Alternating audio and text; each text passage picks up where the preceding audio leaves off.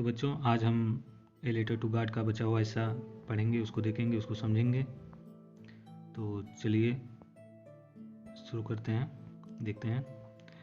Lencho was an ox of a man working like an animal in the fields but still he knew how to write the following Sunday at daybreak he began to write a letter which he himself would carry to town and place in the mail।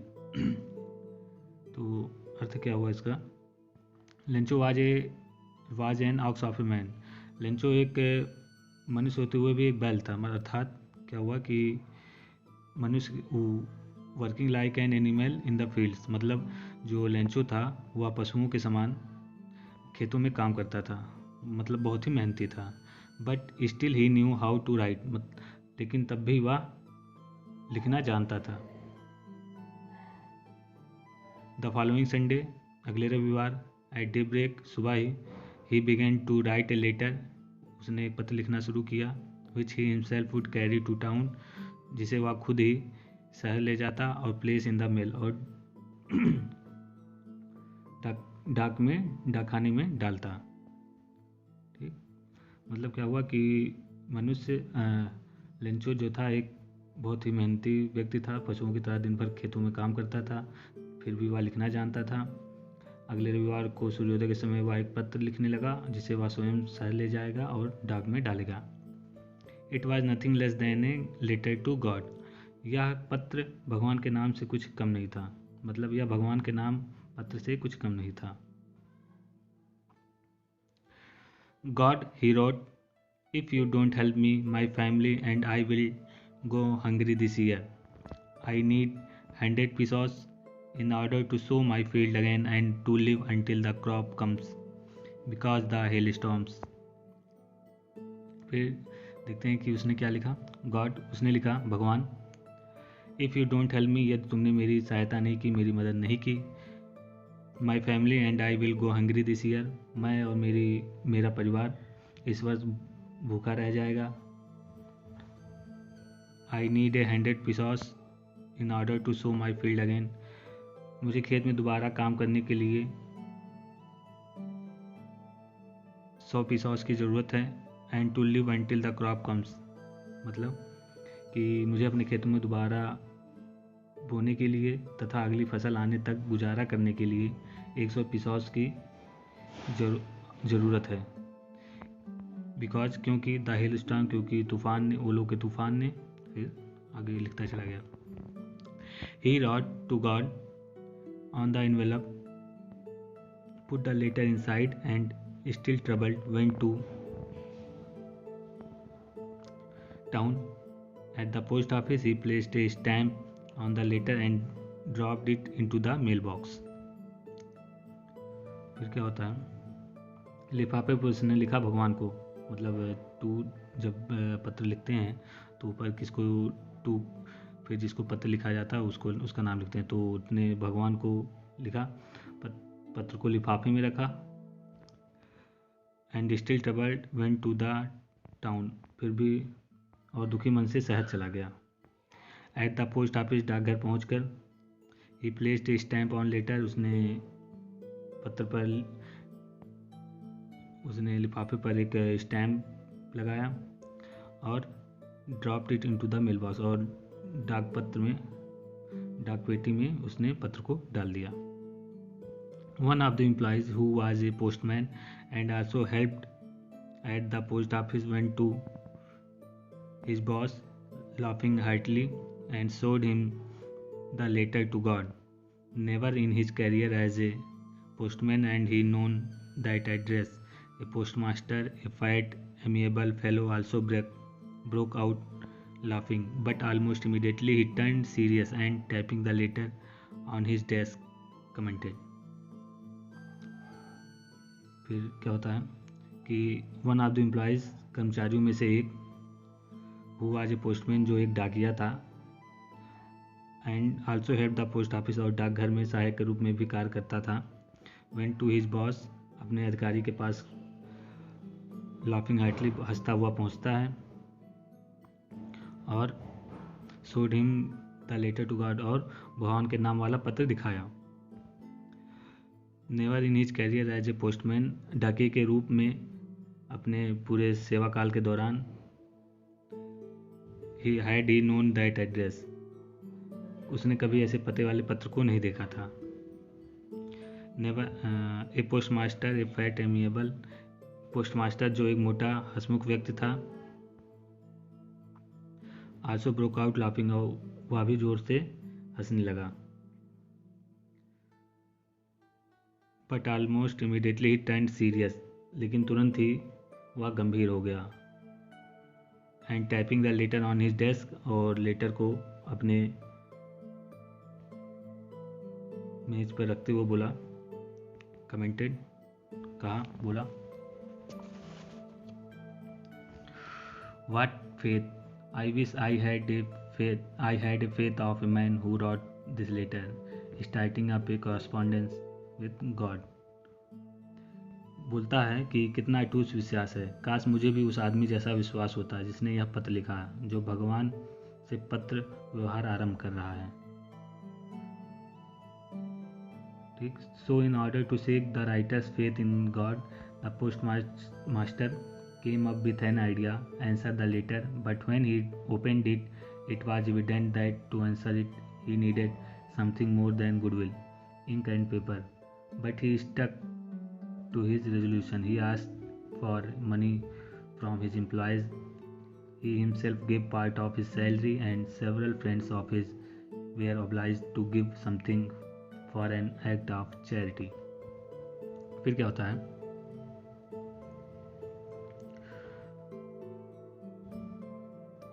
So in order to shake of writer's faith in God, तो लेखक जो जिसने पत्र लिखा था उसकी आस्था को भगवान में बनाए रखने के लिए post master came up with an idea, कि पोस्ट मास्टर के मन में एक विचार आता है कि इस पत्र का उत्तर दिया जाए, आंसर द लेटर, पत्र का उत्तर दिया जाए। But when he opened it, लेकिन जब उसने खोला, it was evident to answer if he needed something more than goodwill, तो क्या होता है कि जब उसने खोला तो स्पष्ट था कि इसका उत्तर देने के लिए सद्भावना, कागज़ और स्याही के अतिरिक्त कुछ और भी चाहिए था। मतलब उसने पत्र में पैसे की डिमांड की थी, तो वो समझ जाता है कि सिर्फ सद्भावना से या कापी पेन और पेपर से ही काम नहीं चलेगा, उसके लिए कुछ और भी चाहिए। But he stuck his resolution, लेकिन वह अपने निश्चय पर अड़ा रहा। He asked for money from his employees, उसने अपने कर्मचारियों से कुछ पैसे मांगे। He himself gave part of his salary, उसने स्वयं अपने वेतन का कुछ हिस्सा दिया। ही हिमसेल्फ फिर and several friend of his were obliged to give something for an act of charity, और अपने कई मित्रों से विधान के नाम पर कुछ देने के लिए कहा। मतलब क्या होता है कहने का कि जब उसने पत्र खोला तो वह समझ गया कि सिर्फ सद्भावना से नहीं काम चलेगा, उसको कुछ पैसे की भी व्यवस्था करनी पड़ेगी। पर उसके पास इतने सारे पैसे एक साथ नहीं थे, तो उसने क्या किया, अपने सहयोगी कर्मचारियों से भी कुछ पैसे मदद के लिए मांगे। उसने स्वयं भी अपने वेतन का कुछ हिस्सा दिया और अपने दोस्तों वगैरह से भी मदद करने के लिए कहा। फिर क्या होता है, it was impossible for him to gather the 100 pesos, so he was able to send the farmer only a little more than half. He put the money in the envelope addressed to the farmer only a little more than half. He put the money in the फिर से पढ़ दिया। He put the money in the envelope addressed to Lancho and with them a letter containing only a single word as signature God. फिर क्या होता है, it was impossible for him, कि मतलब उसके लिए टुगेदर 100 पीसोस, मतलब उसके लिए यह असंभव था कि पूरे 100 पीसोस को इकट्ठा कर पाना, मतलब वो उसने पूरे 100 पीसोस इकट्ठा नहीं कर पाया था। So he was able to send the farmer only little more than half, तो वह किसान को आधे से कुछ अधिक राशि भेजने में समर्थ हो पाया। He put the money in the envelope, उसने पैसों को लिफाफे में रखा, एड्रेस टू द लेंचो, और लेंचो के पते पर लिख दिया, लेंचो का पता लिख दिया उस पर। And with them letter containing only a single word, और उस पत्र पर सिर्फ एक शब्द लिखा हुआ था, हस्ताक्षर था, भगवान लिखकर उसने लेटर पोस्ट कर दिया। The following Sunday Lencho came a bit earlier than usual to ask if there was a letter for him. It was postman himself who handed the letter to him, while the postmaster, experiencing the contentment of a man who has performed a good deed, looked on from the doorway of his office. फिर क्या होता है, अगले रविवार को Lencho यह जानने के लिए कि उसका कोई पत्र आया या नहीं, वह पोस्ट ऑफिस पहुंच जाता है, समय से पहले ही पहुंच जाता है। It was postman himself who handed, मतलब यह वह डाकिया स्वयं था जिसने वह पत्र लेंचो को दिया।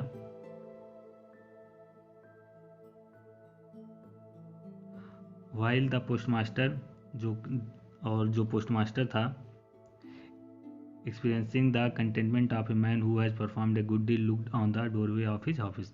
तो और जो पोस्टमास्टर था, नेक कार्य करने वाले संतुष्ट व्यक्ति की भांति अपने दफ्तर के दरवाजे से देख रहा था। यह सब Lencho showed not the slightest surprise on seeing the money. Such was his confidence, but he became angry when he counted the money. God could not have made a mistake, nor could he have denied Lencho what he had requested. फिर क्या होता है कि Lencho ने जब पत्र खोला तो वह पैसा देके आश्चर्यचकित नहीं हुआ। सच वाज हिज कॉन्फिडेंस, यह उसका आत्मविश्वास था, परंतु जब उसने पैसे गिने तो वह नाराज हो गया। God could not have made a mistake, मतलब भगवान गलती तो नहीं कर सकता।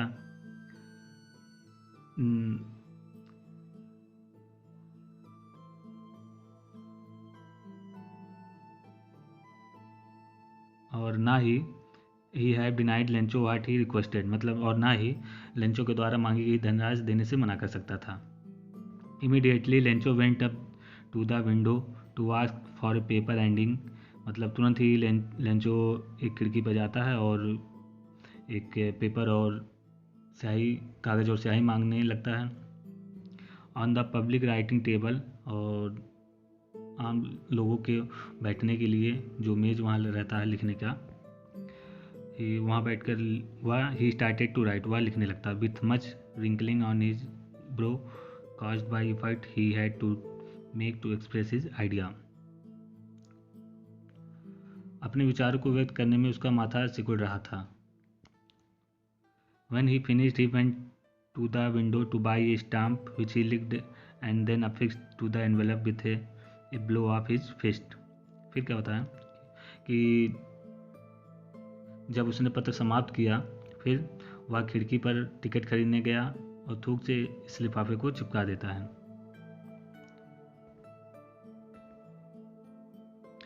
The moment that the letter fell into the mailbox, the postmaster went to the open it.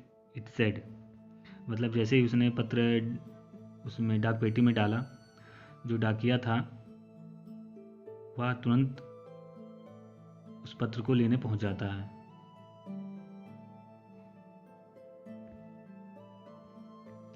Postmaster था, सॉरी, डाकिया नहीं, पोस्टमास्टर था। वह तुरंत उस लेटर को खोलने के लिए पहुंच जाता है। उसमें लिखा था, God of the money that I asked for only 70 pesos reached me, send me the rest since I need it very much, but don't send it me through the mail because the post office employees are a bunch of crooks, Lencho. तो उसमें क्या लिखा था कि भगवान, जो धन मैंने आपसे मांगा था उसमें से केवल 70 pesos ही मेरे पास पहुँचे हैं। मुझे धनराशि मुझे जो बाकी का धन है वह मुझे भेज दीजिए, क्योंकि मुझे इसकी बहुत ज़रूरत है। लेकिन यह धन मेरे पास डाक खाने के माध्यम से मत भेजिएगा, क्योंकि डाकघर के कर्मचारी बेईमानों का एक समूह है, लेंचो। मतलब क्या होता है कि लेंचो को ये लगता है कि डाक खाने के कर्मचारियों ने उसके 100 pesos में से बाकी के pesos जो हैं चुरा लिए हैं, तो इसीलिए उसने डाकखाने के कर्मचारियों को बंच ऑफ क्रूक्स बोलता है, यानी बेईमानों का समूह। ठीक है, तो ये था ए लेटर टू गॉड। इसको एक बार पढ़ लीजिएगा, समझ लीजिएगा, कहीं दिक्कत होगा तो बताइएगा। बाकी घर पे रहिए, सुरक्षित रहिए।